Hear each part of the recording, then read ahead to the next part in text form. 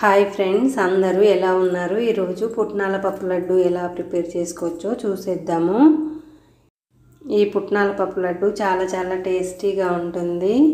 చాలా ఈజీగా ప్రిపేర్ చేసుకోవచ్చు.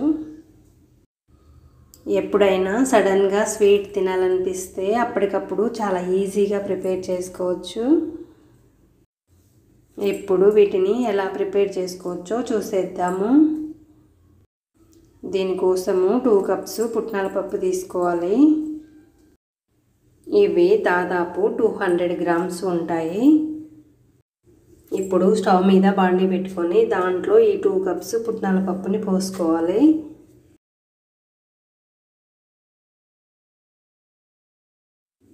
స్టవ్ ఆన్ చేసుకొని 1 నిమిషం అలా ఫ్రై చేసుకోవాలి. వీటిని ఎక్కువసేపు ఫ్రై చేసుకోవాల్సిన అవసరం లేదు.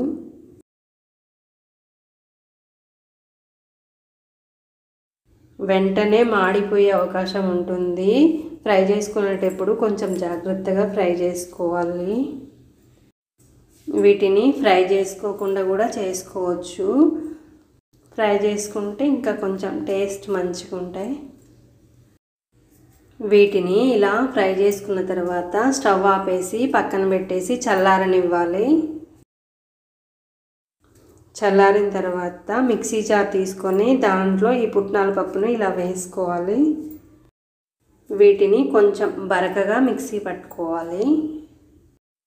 ఇలా కొంచెం బరకగా మిక్సీ పట్టుకున్న తర్వాత ఇప్పుడు దీంట్లో కొంచెం యాలకులు వేసుకోవాలి. యాలకులు మీ టేస్ట్కు తగ్గట్టు మీరు వేసుకోండి. 1 కప్పు బెల్లం తురుము వేసుకోవాలి. 2 కప్పుల పుట్నాల పప్పుకి 1 కప్పు బెల్లం తురుము పర్ఫెక్ట్గా సరిపోతుంది. మీరు స్వీట్ తినేదాన్ని బట్టి మీ టేస్ట్కు తగ్గట్టు మీరు బెల్లం తురుము వేసుకోండి. ఇప్పుడు ఈ బెల్లం తురుము పిండిలో మంచిగా కలిసేలాగా మిక్సీ పట్టుకోవాలి. మళ్ళీ ఇలా మిక్సీ పట్టుకున్న తర్వాత ఈ పిండిని ఇలా ఒక ప్లేట్లోకి తీసుకోవాలి.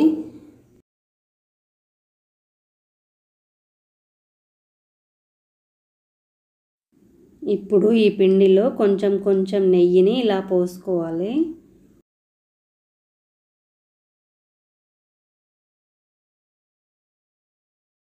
మొత్తం నెయ్యిని ఒకేసారి పోసుకోకుండా ఇలా కొంచెం పోసుకోవాలి. నెయ్యి పోసుకుంటూ ఇలా కలుపుకోవాలి. ఇలా కలుపుకున్న తర్వాత కొంచెం పిండిని చేతిలోకి తీసుకొని ఇలా లడ్డూలను ప్రిపేర్ చేసుకోవాలి.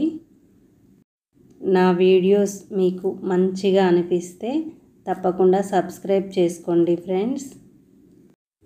అన్ని లడ్డూలను ఇలాగే ప్రిపేర్ చేసుకోవాలి. లడ్డు ప్రిపేర్ చేసుకోవడానికి ఎంతైతే నెయ్యి పడుతుందో అంత నెయ్యిని వేసుకుంటూ లడ్డూలను ప్రిపేర్ చేసుకోవాలి.